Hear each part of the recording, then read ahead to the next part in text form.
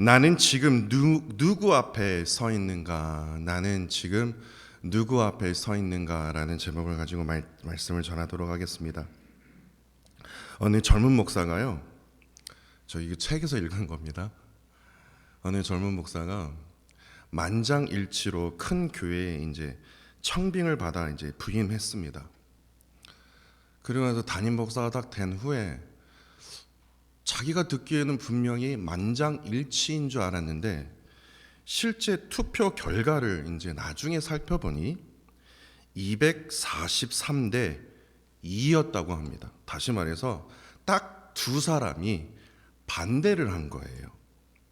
근데 이 목사님이 누가 반대했는지를 어떻게 또 물어봅니까? 근데 너무나 궁금한 거예요. 그런데 목회를 하다 보니 짐작 가는 두 사람이 딱 보이는 거예요. 그래서 그 두 분을 어떻게 하든 자기 편으로 만들기 위해서 이 목사님이요 애쓰기 시작했다고 합니다. 시간이 흘러서요 그 교회는 재신임 투표라는 어떤 그런 법이 있나 봐요. 그래서 재신임 투표가 열렸는데 결과를 아주 충격적이었다고 합니다.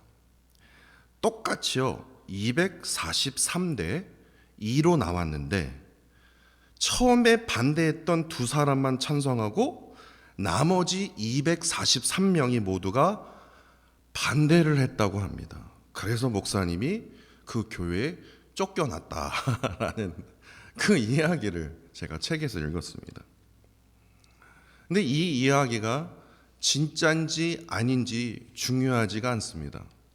여러분들 제가 이 이야기를 하는 이유가 뭐냐면 목회는요 사람에게 잘 보이려 하면요 이 일은요 제가 이 일을 제가 책에서 읽으면서 웃었지만요 실제로 가능하다라는 겁니다. 있을 수 있어요. 목회가 그래요. 제가 루이빌 교회를 섬기면서 하나님 앞에 너무나도 감사한 게 무엇인지 아십니까? 올해로요 19년째 한 교회를 섬기고 있다는 겁니다. 19년이더라고요. 2007년 8월에요 저는 27살인 줄 알았어요. 근데 계산해보니까 25이더라고요. 25살 싱글 와서 고추장이랑 옷이랑 기타만 챙기고 루이빌 세미나르로 왔습니다. 왜 고추장을 챙겼는지 저도 모르겠어요. 하여튼 그것만 들고 왔어요. 그리고 8월에 와서 처음으로 이 루이빌 교회로 왔어요. 그러고 나서 그 다음 주에 전도사가 됐습니다.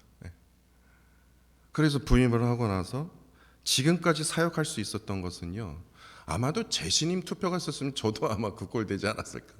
너무나도 부족한 게 많기 때문에. 근데 19년째 제가 이렇게 이어올 수 있었던 것은 제 능력이나 뭐 인정을 받았던 것이 아니라 그야말로 전적인 하나님의 은혜였다라는 사실입니다. 뭐 오랫동안 저를 봐오셨던 분들은 아마 고개를 끄덕끄덕 그러실 거예요. 진짜 하나님 은혜입니다. 솔직히 19년을 돌이켜보면요 돌이켜보고 싶지 않을 정도로 잘한 것은 없고 너무나 부족한 것들이 계속해서 제 머릿속에 떠오르기 때문에 그렇습니다. 그런데요 여러분들은 그 부분에서 인정을 하시든 말든 저는 상관없지만 제가 한 가지 붙들고 있었던 원칙 하나가 있었습니다. 그 원칙이 무엇이냐면요 오로지 하나님 앞에서 정직하려 애써왔다라는 겁니다. 하나님 앞에서요. 그것은 제가 하나님 앞에서도 제가 당당하게 제가 말할 수 있을 정도로 하나님 앞에서 어떻게 하든 정직하게 하루하루를 살아왔던 것 같아요. 만약에 사람의 기준으로 목회를 했었다라면요 저는 설교가 이런 설교가 되지 않았을 거예요. 묵상도 안 하고 공부도 안 하고 저 정말 성경 정말 열심히 공부했거든요. 근데 그렇게 안 했을 거예요. 부족한 나 자신이 하나님 앞에 나 자신을 비춰봤을 때 성경을 너무나 모르는 거예요. 얼마나 하나님 앞에 정직하게 하려고요. 그리고 목회는요 사명이 아니라 분명히 인간적인 계산으로 변질되었을 것입니다. 어떻게 하든 김요한 목사 팬을 제가 만들려고 노력을 했을 겁니다. 제가는 그런 거 좋아하거든요. 저도요. 그래서요 이 평범한 목회와 이 비범한 목회라고 제가 한번 이름을 지어봤는데요. 평범한 목회는요, 사람의 반응에 따라 그 기준에 따라 움직입니다. 그러니까 쫓겨나는 거예요.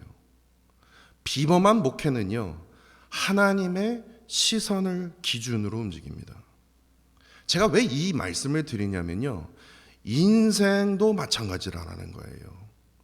거기에 평범한 목회 말고 평범한 인생은요, 주변 환경에 따라서 사람의 평가에 따라서 내가 마구 흔들립니다. 근데 이 비범한 인생은요, 자신이 처한 상황보다 하나님의 뜻, 하나님의 부르심을 기준으로 살아간다라는 거예요. 제가 어느 성도님과 통화를 하면서 이분은 진짜 비범한 인생이시구나, 비범한 신앙을 가지셨구나. 왜냐? 어떻게든 하나님의 뜻을 구하고 계셨거든요. 눈앞의 결과보다 하나님의 뜻을 제일 먼저 묻고 보상보다는요, 순종을 선택하는 인생을 의미하기 때문에 그랬습니다.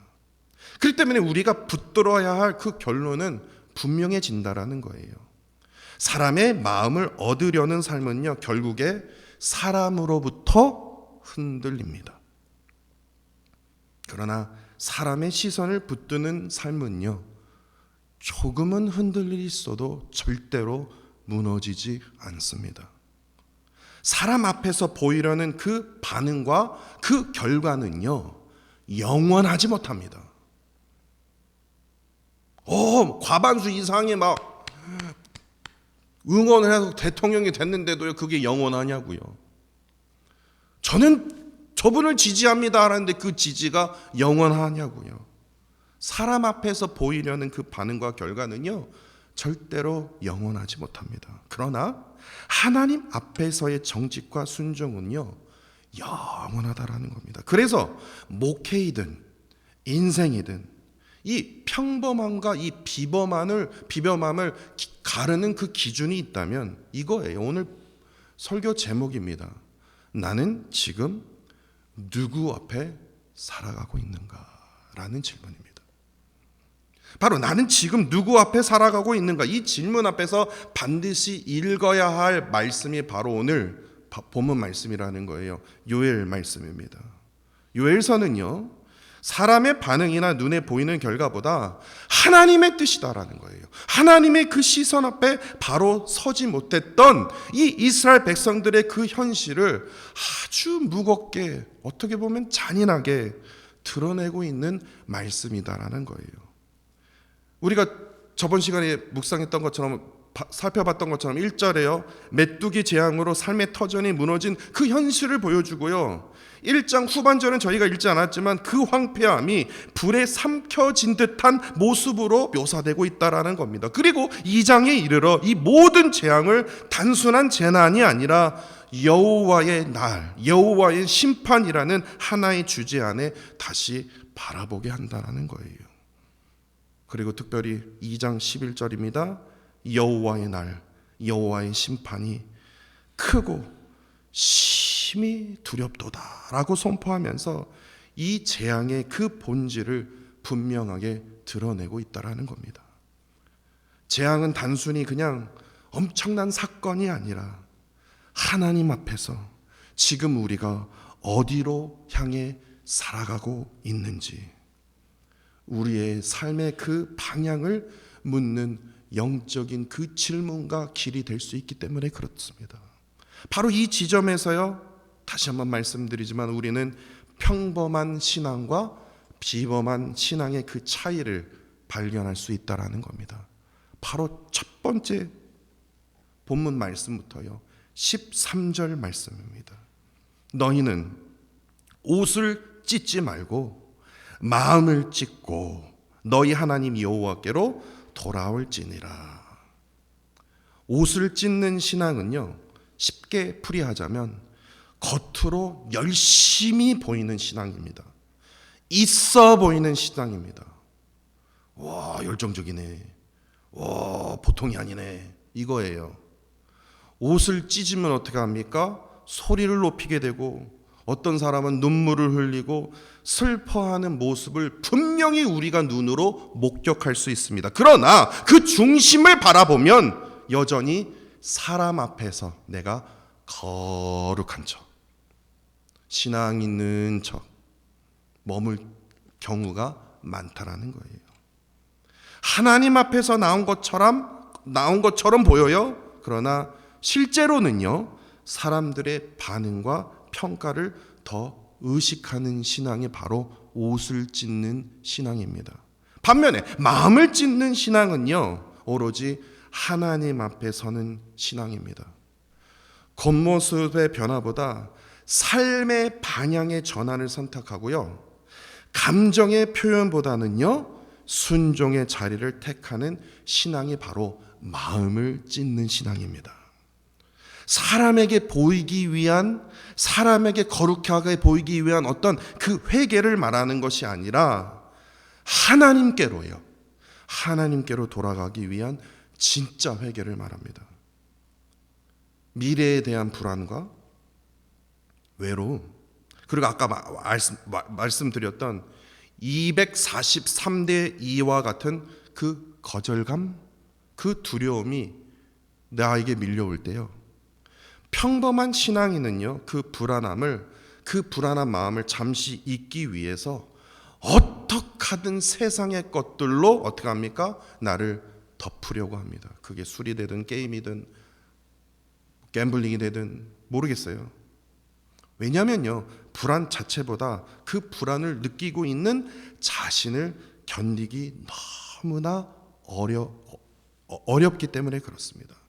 그러나 비범한 신앙은요, 그 불안한 감정을요, 정말로 불안한 감정을요, 오늘도 그랬어요. 저 오늘 설교하기 너무 싫다, 너무 힘들다, 오늘 그냥 내 입으로 자연스럽게 나오더라고요. 저도 인간이에요. 그냥 그 불안한 감정, 그 가슴 아픈 거요, 저 하나님, 저 목사이지만요, 진짜 목사답지 않을 때가 너무 많거든요. 저 이런 심정으로 나온 거예요. 오늘도요. 그 불안한 감정, 두려운 감정, 암울한 감정 그대로 하나님 앞에 나온 겁니다. 하나님, 저 목사 이게 떠나서요, 저 너무 두렵습니다. 하나님, 저 너무나 이해가 안 갑니다. 하나님, 너무나 지금 상황이 비참합니다. 저희 진짜 솔직한 모습이 그래요. 포장하지도 않고요, 숨기고 싶지 않습니다. 저희 있는 모습 그대로 하나님께 나아가는 거예요. 불안을요, 제가 억지로 덮고 싶지도 않아요. 그냥 기도의 자리로 하나님 앞에 있는 모습 그대로, 지친 모습 그대로, 널브러진 그 모습 그대로 나아가는 것, 그것이 바로 비범한 신앙인이라는 거예요. 그것이 바로 하나님께로 돌아가는 가장 분명한 길이라는 겁니다. 근데 두 번째로 이 평범한 신앙과 이 비범한 신앙의 그 차이를 가장 분명하게 보여주는 구절이 바로 15절입니다. 아주 중요해요. 15절 말씀을 보면요, 평범한 신앙과 비범한 신앙의 차이를 보여주는데요, 너희는 시온의 날파를 불어 거룩한 금식일을 정하고 성회를 소집하라. 아무것도 아닌 것 같죠. 저도 이 말씀을 묵상하고 분명 뭐가 있는 것 같은데, 근데 여기서 강조하는 핵심이 이겁니다. 모이라라는 거예요. 모이라. 근데 무조건 모이라라는 게 아니라 모여서 뭐를 하냐? 거룩한 금식일을 정하라라는 거예요. 이게 더 중요하다는 거예요. 모이면 뭐합니까? 근데 뭐를 하면서 모이냐고요? 거룩한 금식일이요. 이게 무슨 말이냐면요, 우리 금식해야 되는 겁니까? 이게 아니라 저 스스로 조금 쉽게 풀이를 해드릴게요. 평범한 신앙인은요, 회개를요, 개인의 감정으로 처리를 하고 끝냅니다. 그냥 내가 넘어가면 되지. 이게 회개라고 생각을 해요. 그냥 나 스스로. 근데 비범한 신앙은요, 회개를 통해서요, 삶과 공동체를 하나님께 구별하여 드리는 거룩함으로 들어갑니다. 거룩함은요, 감정이 아닙니다. 감정으로 해석을 하실 때가 많은데요. 해석이 아니라 행동할 때가 많은데요. 거룩은요, 한번 성경 읽어볼까? 한번 기도해볼까? 이거 기도할 때네. 내 느낌이 팍 오네. 이게 아니에요. 거룩은 감정이 아니라 구별입니다. 기도할 때이구나. 내가 말씀을 묵상할 때이구나. 헌신할 때이구나. 낮아질 때이구나. 구별이에요. 일상의 흐름, 내가 생각했던 그 생각의 흐름을 딱 멈추고요. 시간을 구별해서 삶의 방향을 하나님께로 맞추는 겁니다. 그게 거룩한 금식일입니다. 예를 들어서 한번 제가 예를 들어 볼게요. 저의 예일 수도 있지만, 배우자나 자녀와의 다툼 속에서 막 화가 막 확 치밀어 오르지 않습니까? 예나가 막 사춘기가 들어서요, 욱했는데 제가 이렇게 딱 참았는데 와이프가 빵 터져서 잘 참았다, 제가 그랬는데, 화가 치밀어 오르거나 막 때로는 억울한 말을, 내가 그런 적도 없는데 억울한 말을 딱 들었을 때, 평범한 신앙인은요, 내 감정이 얼마나 상했는지를 소리 높여 알리고요, 상대를 비난하면서 자신의 상처를 드러내려고 합니다. 이게 잘못된 게 아니에요. 그 일반인들의 모습이지 않습니까? 겉으로는 어떻게 대화식으로 하는 것처럼 보이지만 실제로 상대를 이기려 하는 어떤 그런 마음이 더 앞서지 않습니까? 근데 반면에 이 비범한 신앙인은요, 오늘 본문 15절 말씀처럼 거룩한 금식, 제가 말을 좀 바꿔봤습니다. 이렇게 바꿔봤어요. 거룩한 멈춤입니다. 화를 막 내고 싶잖아요. 그게 잘못됐다는 게 아닙니다. 오해하지 마세요. 저도 화를 참 많이 내는데, 화를 딱 내고 싶은 순간, 이번 주도 그랬어요. 말을 멈추고 대화를 하지 않습니다. 그럼 뭐예요? 어떻게 멈추는 거예요? 5분이라도요, 단 1분이라도 화장실이나 방에 들어갑니다. 그래서 이렇게 말합니다. 하나님, 저 지금 너무 화나요. 저 그랬다니까요. 저도 그랬어요, 이번 주에. 하나님, 저 진짜 저 지금 마음이, 지금 뭐 감정뿐만 아니라 몸뿐만 아니라 마음도 아프고 화가 너무 납니다.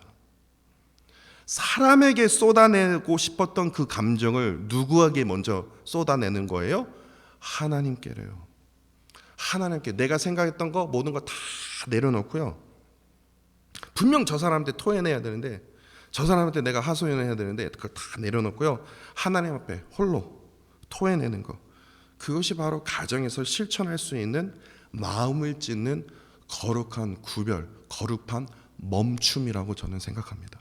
그래서 오늘 본문 말씀은요, 분명히 우리에게 말씀합니다. 마음을 찢고 하나님께 돌아오는 자, 거룩함으로 삶을 다시 구별하여 드린 자에게 네 가지, 하나님께서 직접 우리에게 주신 네 가지 약속이 있더라고요. 간단하게 제가 설명해 드릴게요. 첫 번째 약속은요, 하나님의 마음의 변화입니다. 하나님의 마음을 우리에게 심어 주십니다. 본문 18절에 그때에 여호와께서 자기의 땅을 극진히 사랑하시며 그의 백성을 불쌍히 여기실 것이라. 사람에게 상처받고 세상으로부터 지치고 외면당했던 인생일지라도 하나님 앞에 서는 순간 하나님께서 부어주시는 그 평안, 하나님의 시선으로 바뀌게 된다는 거예요. 그 하나님은 그 백성을 극진히 사랑하시고, 분명히 저 사람들이 나를 욕하고 나를 무시하고 나를 하는데 사랑할 수 있고, 그를 품을 수 있고 불쌍히 여기시는 그러한 마음으로 하나님께서 우리에게 허락하여 주신다는 거예요. 진짜 신기하다니까요. 그렇기 때문에 비범한 신앙인은요, 이러한 사랑을 가장 먼저 붙드는 자라는 거예요. 두 번째 약속은요, 하나님의 응답입니다. 응답입니다. 19절 여호와께서 쭉쭉쭉쭉쭉 다 얘기하고 그 다음에 뭐예요? 응답하여 이르시기를. 하나님 앞에서 서는 그 삶은요, 독백이 아니에요. 나 혼자 떠드는 것 같죠? 아니요. 하나님은요, 돌아오는 자에게, 하나님께 부르짖는 자에게는요, 반드시 응답하시는 분입니다. 그러나 이 비범한 신앙을 가진 자는요, 결과보다 어떻게 응답하시는지, 어떻게 일하고 계시는지, 어떻게 역사하고 계실지, 그러한 하나님을 끝까지 신뢰하는 신앙인입니다. 세 번째 약속은요, 수치에서의 회복입니다. 내가 모욕받고 내가 오해받고 내가 상처받고요, 그 모든 것들을 어떻게 해요? 내가 해결하는 게 아니라 하나님께서 회복시켜 주신다는 거예요. 19절 하반부입니다. 내가 다시는 너희가 나라들 가운데 욕을 당했죠. 무시당했죠. 에이구, 저게 신이냐? 저게 믿는 하나님이냐? 나 같으면 그냥 발로 뻥 짜겠다. 얼마나 모욕을 당하고 저렇게 사냐? 한숨 푹. 세상 사람들이 볼 때 기독교인들은요, 너무 답답한 거예요. 그렇지 않습니까? 아니, 토요일 새벽에 잠을 자지 뭘 일어나, 뭘 또 저렇게 오바까지 하는 거야.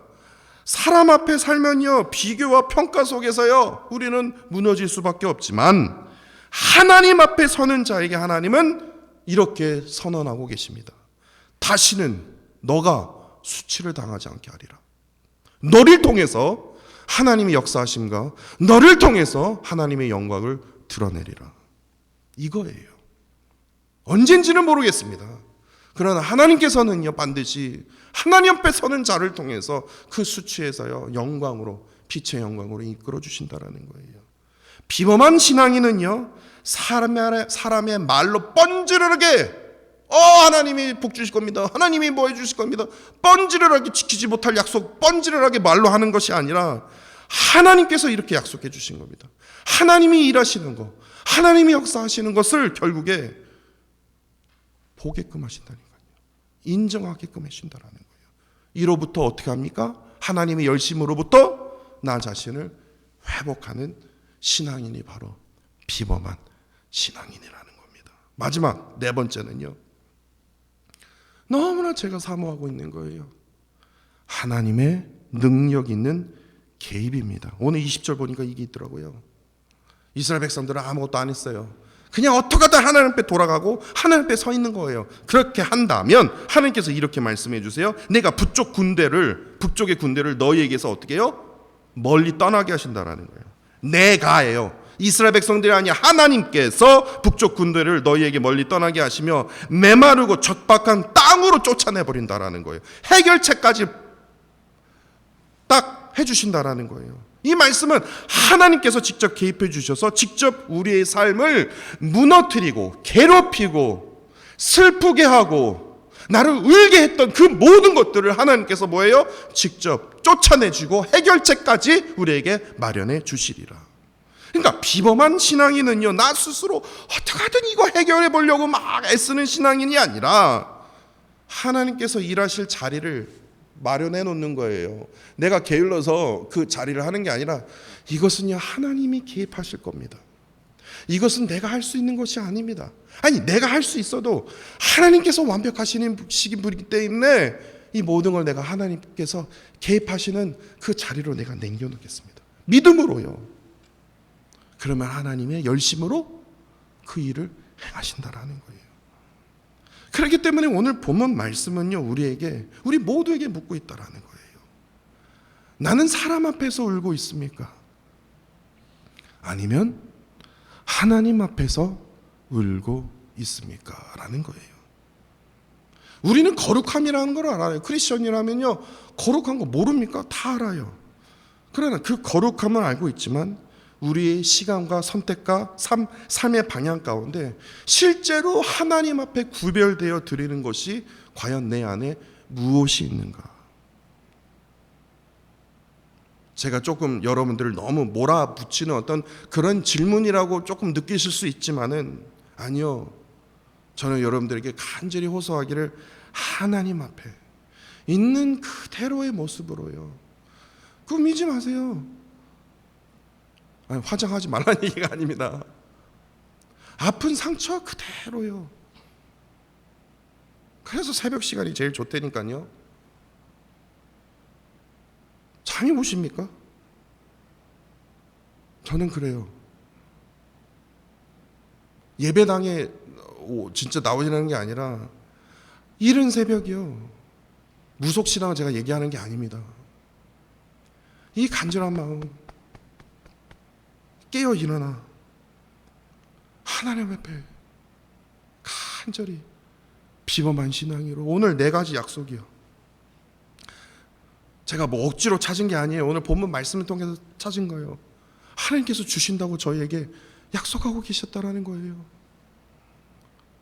근데 성경에 찾아보니까요, 이 인물들이 생각이 나더라고요. 자식을 얻지 못한 그 깊은 슬픔 속에서, 그 당시에요, 자식을 낳지 못한다라는 것은요, 이거는 진짜 그야말로 너 가서 죽어라 그거예요. 그런데니까요, 그 당시에 그 고대사에 자식을 못한다라는 것은 여자로서의 정말 고욕 중의 고욕입니다. 근데 그 가운데 남편에게, 남편 나 좀 더 사랑해달라고. 나 같으면 그러겠어요. 내 팔자 어떡하겠냐고. 나를 더 사랑해달라고. 그런데 이 한나는요, 어떻게 합니까? 성전에 가서 웁니다. 성전에 가서 하나님 앞에 울어요.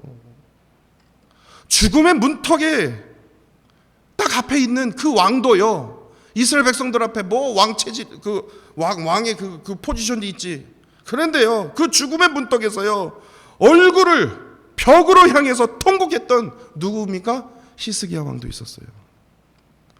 자신의 죄 앞에서요, 어떤 선지자가 딱 나타났더니 너다 딱 그랬더니 이놈이 뭘, 난 왕인데.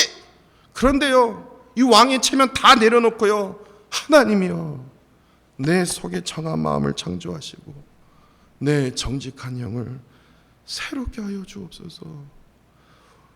왕인데도요, 그것도 하루도 아니고 매일매일 자기 침소가요 눈물로 젖을 만큼, 제발 좀 그만 좀 해주시면 안 됩니까? 신하가 말릴 만큼요, 그 다윗 왕이요, 하나님 앞에 울부짖었다라는 거예요.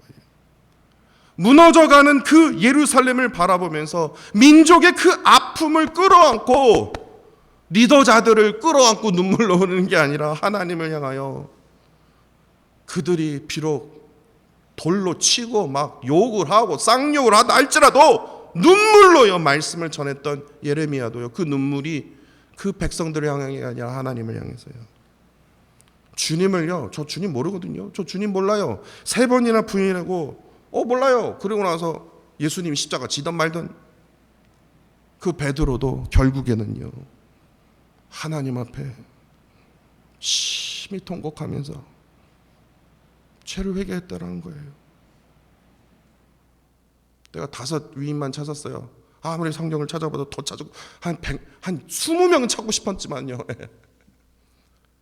근데 성경에 기록되지 않았던 인물들 가운데서도요, 아니요, 지금 수많은 그러한 그리스도인들이 지금도요, 모두가 다 사람 앞에 우는 게 아니라 누구 앞에 웁니까? 하나님 앞에 울면서 하나님을 부르짖고 있다라는 거예요. 자기 십자가 지면서요, 하나님 앞에 부르짖고 있다라는 거예요. 저 또한 애통하는 마음으로 이번 한 주간 사람이 아니라, 아니요, 사람을 붙들고 하소연하고 싶더라고요. 근데 사람이 아니라 하나님 앞에 더 나아가는 시간을 저 가졌습니다. 하필이면 또 몸도 아파갖고요, 더 억울하더라고요. 그런데 그 와중에 하나님께서 저에게 위로해 주시면서 사랑으로 들려주셨던 그 찬양이 바로 우리가 불렀던 주 내 마음 아시네, 주 내 슬픔 아시네, 사랑한다 넌 내 기쁨이다, 주 내 마음 아시네. 이 찬양이요, 오래전에 불렀던 찬양인데요, 얼마나 위로가 되시는지. 하나님은요, 내 마음 깊이 아시는 분이십니다. 믿으십니까 여러분? 하나님은요, 내 마음의 아픔, 슬픔, 상한 마음까지도 우리를 다 헤아려 주시는 분이라는 거예요. 어루만져 주신다라는 거예요. 세상은 모릅니다. 세상이 내 아픔에 대해서 관심도 없습니다. 그러나 하나님은요, 우리를 너무나도 잘하시는 분이라는 거예요. 그렇기 때문에 우리는 사람의 시선이 아닙니다. 하나님의 시선 앞에 서야 됩니다. 저 잘 보기 위해서 애쓰는 자리에서 벗어나 숨기지 말고요, 꾸미지 말고 있는 모습 그대로 하나님 앞에 서는 삶을 살아야 됩니다. 그러한 선택을 해야 됩니다. 그러한 비범한 신앙인으로 우리는 살아야 된다는 거예요. 그 자리가 회개의 자리입니다. 그 자리가 거룩한 자리입니다. 그 자리가 하나님께서 우리를 다시 일으켜 세워주시는 회복의 자리입니다. 새벽에 일어나십시오. 교회 안 나오셔도 돼요. 온라인으로 들으셔도 됩니다. 교회를 위해서, 나라를 위해서, 자녀를 위해서, 남편을 위해서 기도할 게 너무 많지 않습니까? 기도하십시오. 오해하지 마십시오. 교회 새벽을 깨우라는 것이 이 자리에 나오라는 얘기가 아닙니다. 일어나서 기도하십시오. 단 1분이라도요. 그리고 도로 누우셔도 돼요. 1분이라도요. 하나님, 사람에게 토해내지 않겠습니다. 이제 하나님 앞에 내 마음을 토해내겠습니다. 하나님 앞에 내 자신을 내어드리는, 하나님 앞에 진정으로 거룩함으로 서 가시는 그러한 삶을 살아가는 저와 사랑하는 성도 여러분들이 되시기를 간절히 원합니다.